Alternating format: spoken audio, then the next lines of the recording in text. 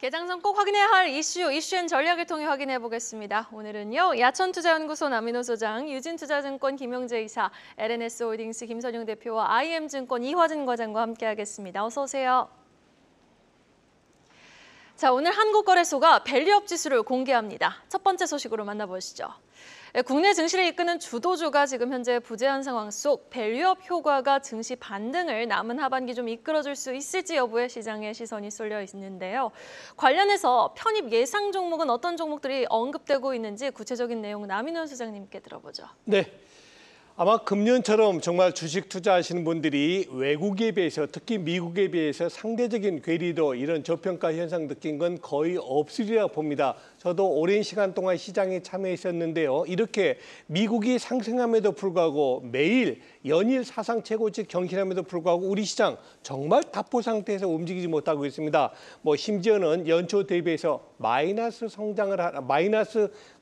나타내는 이런 그 최악의 성과를 보고 있습니다. 그러다 보니까 금융당국에서 이런저런 방법 많이 쓰고 있습니다. 그 대표적인 게 방금 소개해 주신 밸류업 이런 정책이 되겠습니다. 그래서 결국 오늘은 한국거래소에서 밸류업 지수를 발표하는데요. 아마 제가 아직 초안을 받아보지는 못했는데 아마도 저는 지금 우리 한국에서 적용하고 있는 코스피 200 있지 않습니까? 업종 대표 종목군들 이런 쪽에 조금 더 시장을 보완하는 그리고 기업의 밸류 가치를 올리는 그런 지수가 나오지 않을까 싶습니다. 가장 기대가 되는 것은 이제 금융업종, 자동차 업종 그리고 최근에 부각되고 있는 지주회사들, 홀딩 컴퍼니 이런 관련주가 되지 않겠냐. 다시 말해서 그 기업의 가치를 더 올릴 수 있는 그런 종합지수가 나올 것을 기대합니다. 자, 저는 투자 포인트 한번 잡아보겠습니다.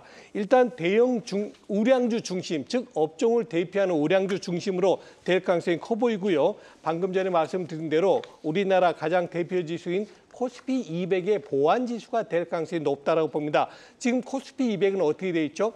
주로 시가총액으로 돼 있습니다. 그러다 보니까 삼성전자, 하이닉스에 너무 치중돼 있죠. 그게 선물 아닙니까? 그런데 아마 밸류업 지수는 그 약점을, 그 단점을 조금 보완해주는, 다시 말해서 금융업종이라든가 자동차 업종이라든가 지주회사 이런 홀딩 컴퍼니 쪽을 조금 더 부각시키는 그런 지수가 나올 걸 기대합니다. 자, 저는 한 가지만 더 추가적으로 말씀드리고 싶은 게 뭐냐면요. 그 지수만 낸다고 시장 올라갈까요? 그렇게 안 봅니다. 왜? 저는 투자자들이 정말 바라는 거 뭐냐? 그 주식을 보유하고 있으면서 장기적 보유한다면 세제 혜택이라든가 우리 조 부장님께 제가 한번 여쭤보겠습니다. 미국에는 그런 거 있지 않습니까? 주식을 길게 보유하면은 세제 혜택 내진 여러 가지가 있다는 걸로 알고 있거든요. 예. 기본적으로 양도소득세가 있으니까요. 그렇죠. 장기 보유에 따른 이제 세제 혜택이 있죠. 네, 맞습니다. 양도소득세를 만일에 주식을 오래 보유하고 있으면 거의 안 내는 식의 이런 특혜도 저는 필요하다고 보여집니다. 자, 끝으로 이런 말씀 드리겠습니다.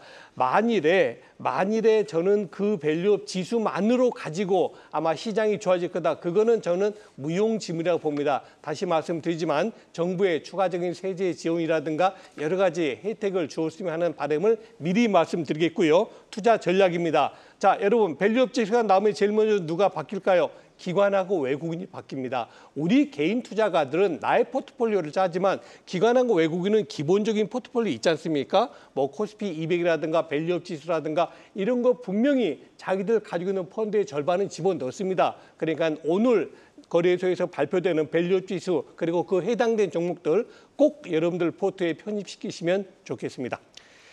알겠습니다. 지금 우리 나 소장께서도 말씀하셨듯이 오늘 밸류업 지수를 거래소가 발표를 드디어 합니다. 자, 어떤 편입 종목들이 얼마만큼 힘을 받을 수 있을지 자, 잘 따라가 보시기 바라겠습니다. 주도주가 다시 한번 교체될 가능성도 눈여겨보시기 바라겠습니다. 국내 전선업계 빅2, LS전선하고 대한전선이 합산 매출 10조 원 시대를 열 것으로 전망이 되고 있다고 합니다. 어떤 호재들이 작용하고 있는지 이화진 과장한테 들어보겠습니다. 네, 전년도부터 이제 전력기기 업체들과 이제 전선업체들이 이제 수주 모멘텀과 실적이 이제 동반되는 이제 흐름 속에 이제 계속 꾸준히 나왔었고, 물론 최근 3분기 저 접어들게 되면서 이제 수출입 데이터가 조금씩 이제 좀 줄어드는 이제 모습 속에서 주가가 조정하는 일단 모습을 보여왔습니다. 뭐 그럼에도 불구하고 AI 수요나 아니면 전력망에 대한 수요, 그리고 전기차에 대한 향후에 대한 전력 수요가 이제 본격적으로 나올 수 있는 아마 내년부터는 좀 더 이제 수준 모멘텀이 실적이 크게 좀 개선되는 구간이 되지 않을까를 좀 생각을 하고 있습니다. 물론 최근에 HD 현대일렉트릭도 마찬가지겠지만은 이게 2분기 때부터 이제 수주의 모멘텀이 조금씩 감소하게 되면서 좀 주가가 좀 조정을 받았다 생각을 하고 있습니다.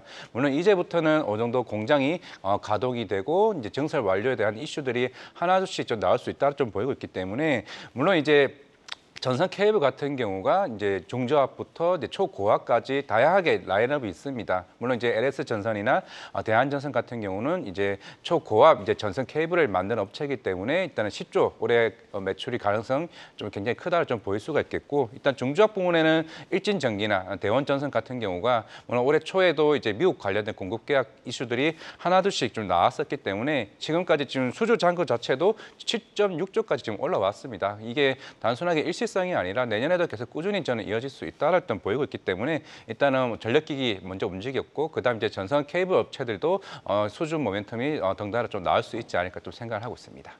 네, AI 붐에 제대로 올라탄 전선업계 매출 이제 10조 원 시대가 도래됐다. 주가도 정고점을 넘어서 새로운 신화를 거듭써 나가길 기대해 보겠습니다. 다음 소식은 오랜만에 철강주 이야기도 한번 해볼까요? 올해 내내 부진했던 철강주에 대해 증권가에서 이제 좀 긍정적인 시그널이 나오고 있는 상황입니다.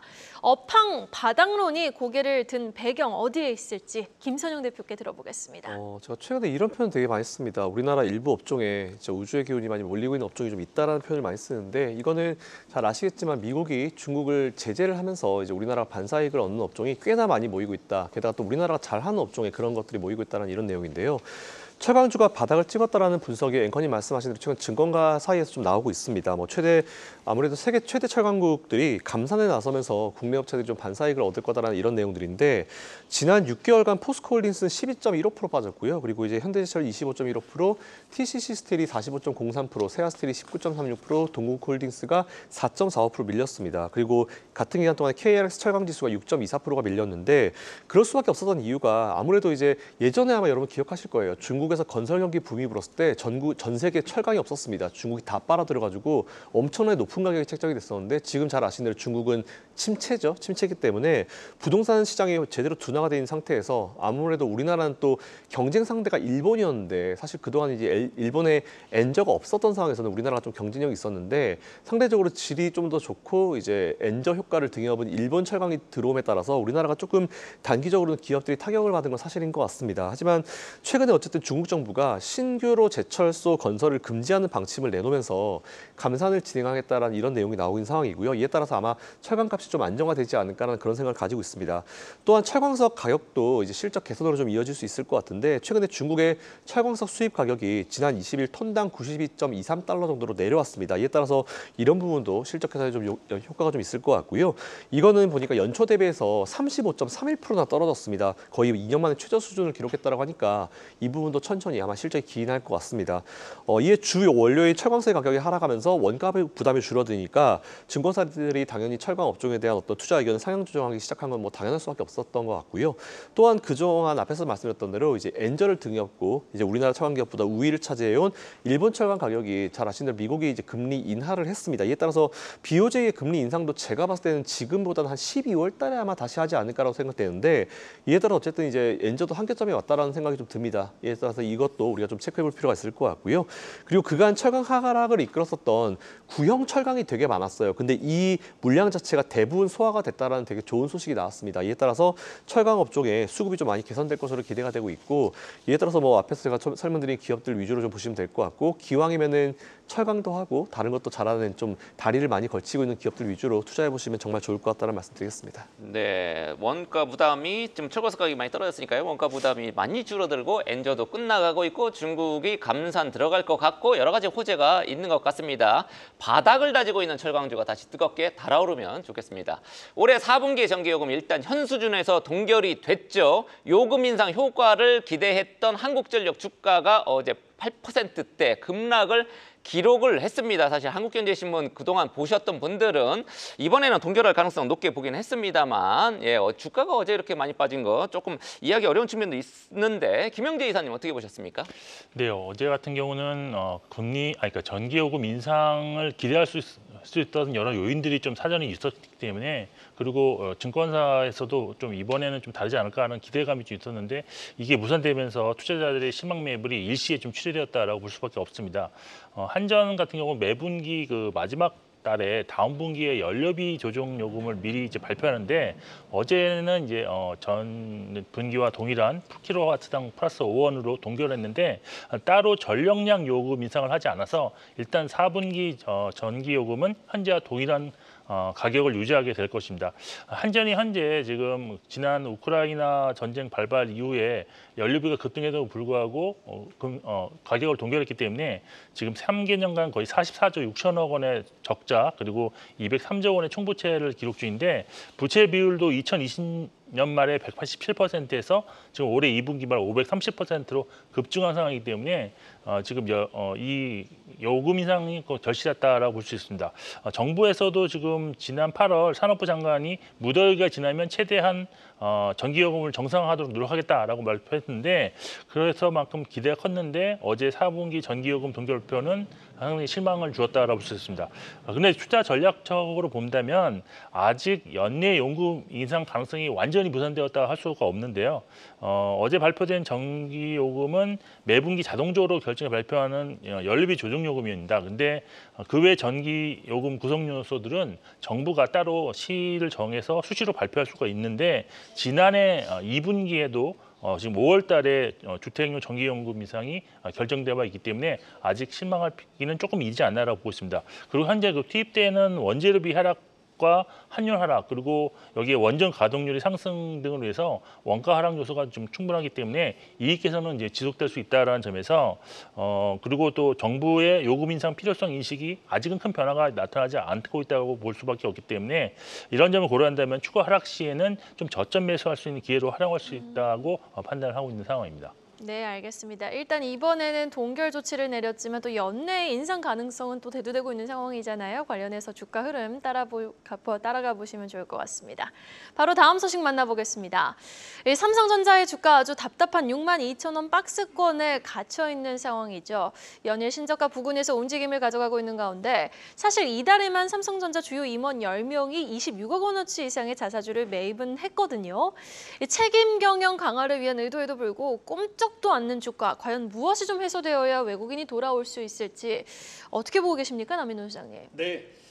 정말 국민주라고 할 수 있겠죠. 근 500만 명에 달하는 주주를 가지고 있는 우리나라 최대의 회사 그리고 세계 최고의 반도체 회사 삼성전자입니다. 그럼에도 불구하고 최근에 주가는 1년 내 최저치인 62,000원대, 즉 5만 원을 위협하는 그런 상황에 봉착하고 있습니다. 자, 방금 전에 이생커 말씀 주신 대로 삼성전자의 임원 여러분들이 여러 사람이 삼성전자를 26억어치 샀습니다. 잘못 생각하면 이렇게 생각이 돼요. 부자니까 그렇게 샀겠지. 천만의 말씀입니다. 그분들이 연봉이 높을지라도 그분들 26만 원도 아끼는 사람들입니다. 그런데 왜, 무엇 때문에 삼성전자를 26원에 샀느냐? 저는 우리 일반 투자가들과 삼성전자 임원들의 차이를, 공통점과 차이점을 정리해서 말씀드리겠습니다. 먼저 공통점부터 얘기 드릴게요. 삼성전자를 사신 임원들하고 삼성전자를 보유하신 개인 투자가들 공통점이 뭐냐? 두 가지입니다. 첫째, 지나치게 저평가됐다. 엄청 싸다. 이거 똑같습니다. 생각이. 두 번째, 분명히 전망은 언젠가는 오를 것이다라는 생각 똑같습니다. 자, 그러면 임원들과 우리 일반 투자가들의 차이점에 대해서 말씀드리겠습니다. 첫 번째가 뭐냐? 삼성전자 임원들이 주식을 산 이유는 뭐냐? 우리 회사 실적 엄청 좋아요. 그리고 우리 회사의 내재 가치에 비한다면은 지금 62,000원, 3,000원 이건 말도 안 되는 가격입니다. 이렇게 보고 있는 겁니다. 반대로 일반 투자가들 시각은 뭐냐? 삼성전자 주가 오늘도 빠졌네, 내일도 빠지겠지, 모레도 빠질 거야. 이런 주가만 관심이 있으신 겁니다. 그 차이가 있고요. 다음 두 번째, 재원. 그 주식을 사는 재원이 약간 차이가 있습니다. 삼성전자의 자사주는 자기 임원들이 산 주식은 주로 여윳돈 혹은 투자 자금의 일부로서 샀는데 우리 개인 투자가분들 미수다, 신용이다, 물론 다 그렇다는 뜻 절대 아닙니다. 일부 개인 투자가들은 너무나 투기성으로 산다는 것이고 그러니까 단타죠. 그렇죠. 그리고 이제 말씀하신 걸 답변 드릴 차례가 왔습니다. 가장 중요한 차이입니다. 투자 기간 차이입니다. 삼성전자 임원들은요, 빠르면 금년, 늦으면 내년에는 우리 회사 주가 좋아질 거야. 이걸 보십니다. 그런데 우리 일반 투자가들 분들이 보는 건 뭡니까? 좋아, 내가 2시간은 기다려준다. 오늘 11시까지 플러스 5% 나와야 돼. 좋아, 내가 넉넉히 잡아서 내일 모레까지는 기다려줄게. 이건 말이 안 되는 겁니다. 그래서 여러분들이 투자 기간을 절대로 짧게 잡으시면 안 된다는 말씀 드리겠고, 마지막으로 삼성전자 62,000원은요. 분명히 우리에게 매우 좋은 매수 기회다라고 정리 드리겠습니다. 이번 주 마이크론 실적 발표를 앞두고 또 과연 외국인의 매도가 진정될지 여부 삼성전자 주가 흐름 한번 또 지켜봐야겠습니다. 계속해서 오늘 아침에 나온 가장 빠른 리포트도 만나보고 오시죠. 박정원 캐스터입니다. 오늘 아침에 나온 리포트 정리해드리는 가장 빠른 리포트 앤 공시 시간입니다. 오늘 상향 조정 리포트로는 녹십자 웰빙에 대한 증권가 의견이 제시된 가운데 하향 조정 보고서로는 삼성전자와 농심을 주목한 증권사들이 있었습니다. DS투자증권은 오늘 삼성전자에 대해서 레거시 수요 부진과 일회성 비용을 반영할 것이라고 내다봤는데요. 목표가는 10만 9천 원에서 9만 3천 원으로 하향 조정에 나섰습니다. 한편 삼양식품을 사지 않을 이유가 없다는 대신증권의 분석이 나온 가운데 OLED 중심의 사업 구조 전환 순환 중인 LG 디스플레이를 주목한 키움증권의 진단도 있었고요. 흔들림 없이 항해 중인 HD현대 중공업의 목표가도 유지가 됐습니다. 먼저 녹십자 웰빙 리포트부터 확인해 보시죠. DS투자증권이 오늘 녹십자 웰빙의 목표 주가를 현 주가 대비 48%나 높은 18,000원으로 올려 잡았습니다. 태반 주사제 라이넥이 중국 수출을 시작하면서 수익성 개선이 전망됐는데요. 라이넥이 중국의 하이난 식약처로부터 판매 허가를 받았다면서 내년 하이난에서만 최소 100억 원의 매출을 기록할 것이라고 내다봤고요. 4분기부터 화륜제약을 통한 중국 내 필러 매출도 본격적으로 늘어날 것이라고 강조한 점 투자에 참고해 보시죠. 다음은 농심립 보고서입니다. 대신증권은 오늘 농심의 목표가를 55만 원에서 50만 원으로 하향 조정하고 투자 의견 매수는 유지를 했습니다. 3분기의 농심 매출은 작년보다 3.3% 증가한 8,841억 원, 영업이익은 540억 원으로 컨센서스를 하회할 것으로 보인다고 분석했는데요. 해외 매출 회복을 기대했지만 예상보다 회복이 더딘 것으로 파악된 점 짚어냈습니다. 하지만 캐파 증설과 해외 법인의 설립 검토 그리고 중국에서는 11월 광군제도 예정된 만큼 하반기 실적 개선 가능성 주목했네요. 지금까지 가장 빠른 리포트 앤 공시 박정원이었습니다. 네, 다음 소식 바로 보겠습니다. 유한양행의 폐암 신약 렉나자가 미국 시장에 진출하면서 국산 항암제 분야 연구가 활기를 띠고 있죠. 제2의 렉나자를 기대해 볼 수 있는 종목들 우리가 찾아봐야 될 텐데 김선영 대표님 어떤 게 있습니까? 네, 일단 많은 기업들이 지금 도전은 하고 있습니다. 또 좋은 소식이 나올 수 있는 그런 상황인 것 같은데 일단 앵커님 말씀하신 대로 렉나자가 국내 항암 최초로 이제 미국 시장에 진출하면서 국내 항암 분야에서도 연구가 좀 굉장히 활발하게 만들어지고 있다는 내용이 나오고 있습니다. 우선 지난번 FDA 허가가 한번 불발됐었던 HLB 같은 경우도 이제 간암 신약에 이어서 제2의 렉나자가 되기 위해서 연구의 속도를 좀 올리고 있다는 그런 내용이 나왔고요. HLB 자회사죠. 엘레바 테라퓨틱스 여기가 이제 중국의 항서제약과 함께 지난 20일 날 FDA의 간암 치료 신약이죠. 툴베지오에 대해서 판매 허가를 재신청했다는 그런 내용이 나왔습니다. 이것도 좀 보실 필요가 있을 것 같은데 보안 요구 소환 받고 나서 한 4개월 정도 걸린 것 같습니다. 그래서 이것도 계속 지속 모니터링 하시면서 투자하시는 분 참고하시면 될 것 같고요. 이 밖에도 지금 여러 국내 업체가 그 에스모 2024에 참여해가지고 여기서 이제 임상 실험 결과를 잇따라 발표를 하고 있는 상황입니다. 이에 따라서 글로벌 업계 주목을 받고 있는 상황이고 어쨌든 렉나자 승인으로 전 세계 무대에서 우리나라 기업들의 신약이 주목을 좀 많이 받고 있는 상황이고 지금이 딱 눈도장 찍기에 좋은 시점인 것 같습니다. 어쨌든 이를 통해서 아무래도 국내 시장에서는 투자를 받기 어렵기 때문에 해외 쪽에서 이제 투자를 받고 그리고 전임상이나 아니면 초기 단계에서 사실 기술 이전 계약이 좀 많기 때문에 이를 통해서 국제 무대로 나가는 것도 좀 좋은 방법인 것 같아요. 이에 따라서 많은 우리나라 기업들, 기술력 있는 기업들 한번 앞으로 쭉 관심 가지시고 공부해 보시면 좋을 것 같습니다. 금리 인하 시대가 도래한 만큼 바이오 관련주들의 주도주 굳히기 모드가 하반기 내내 이어질 수 있을지 한번 지켜보도록 하겠습니다. 마지막 소식입니다. 경영권 분쟁 중인 고려아연의 주가가 전일 공개 매수 후 첫 하락세를 기록했죠. 장중 5% 넘게 빠지던 게 한 1%대 하락으로 마감을 했습니다.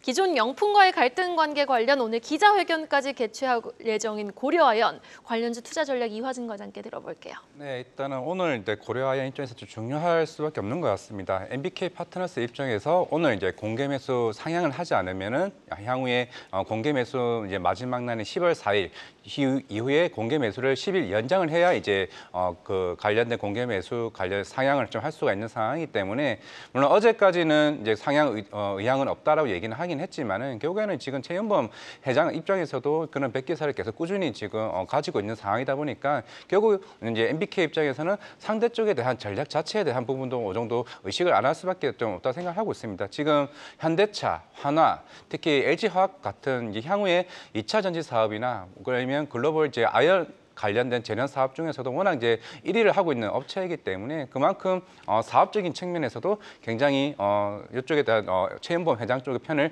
들 수밖에 없는 측면이 있는 것 같습니다. 그렇다면은 그런 이제 MBK 입장에서도 오늘 과연 공개 매수 상향을 한다라고 하게 되면은 또 한 번 어느 정도 좀 시장에서는 수급이 좀 갈 수 있지 않을까 생각을 하고 있습니다. 일단 뭐 고려아연이 지금 공개 매수가가 66만 원이고 영풍정밀이 2만 원입니다. 일단은 고려아연 입장에서도 충분히 오늘 관련해서도 조금 시장에서 주목받지 않을까 좀 생각을 하고 있습니다. 예, 공개 매수가 상향 가능성이 더 높나요? 지금 어떻게 보세요? 일단은 뭐 MBK 입장에서도 물론 최연범 회장 쪽에서 100개를 가지고 온다라고 하게 되면은 그러면 공개 매수가 단순히 70만 원 올선 될 건 아니라 좀 생각을 하고 있습니다. 뭐 90만 원 소문도 있었습니다. 그렇죠. 어제. 그럼 그렇게 하게 되면 엄청난 많은 비용이 들게 되고 실제로 66만 원 가정했을 때 그 2조 이상에 대한 자금이 드는 상황이라면은 가격이 굉장히 높아지게 되면 그만큼 비용도 굉장히 들기 때문에 그런 측면에서 오늘 좀 아마 그 기자회견에서도 좀 그런 얘기가 좀 나오지 않을까 생각을 하고 있습니다. 예, 관련 종목 굉장히 많습니다. 고려아연 어제 뭐 부진했고 영풍은 뭐 하한가로 떨어졌고요. 영풍 정밀 같은 경우에는 어제 이 와중에도 올랐습니다. 오늘 주가 흐름 세 종목 좀 지켜봐야 될 것 같고요.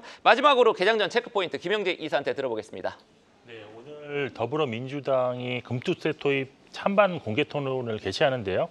토론의 추이가 오늘 장세에 영향을 분명히 미칠 것으로 보고 있는데 토론은 10시 30분에 시작되고 유튜브 생중계 예정이라는 점 참고하시면 좋을 것 같습니다. 오늘장 마감 이후 한국거래소가 KRX 코리아 밸류업 지수의 구성 종목 및 선정 기준을 발표할 예정인데요. 편입 예상 종목, 예를 들어서 지주사라든지 자동차가 오늘도 장중에 좀 강세 가능성이 좀 있지 않겠느냐라고 보고 있는 상황입니다.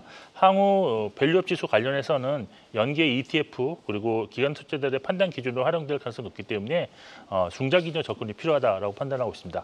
어제 시간의 거래에서는 딥페이크 생범죄 방지법이 국회 여가위를 통과했다는 소식으로 보안 테마주가 급등을 했고요. 또 오는 26일 제1회 디지털 자산 STO 포럼 조찬 간담회 개최 소식으로 STO와 NFT 관련주가 상승해서 오늘 정규 시장에서도 좀 상승세가 이어질 가능성이 있다는 점 참고하시면 좋을 것 같습니다. 네, 알겠습니다. 이렇게 네 분과 함께 오늘 개장 전 전략 이야기 나눠봤습니다. 네 분 오늘 말씀 고맙습니다. 계속해서 다양한 경제 이슈를 알고 싶다면 구독과 좋아요, 알림 설정 부탁드립니다. AI 캐스터 권미정이었습니다.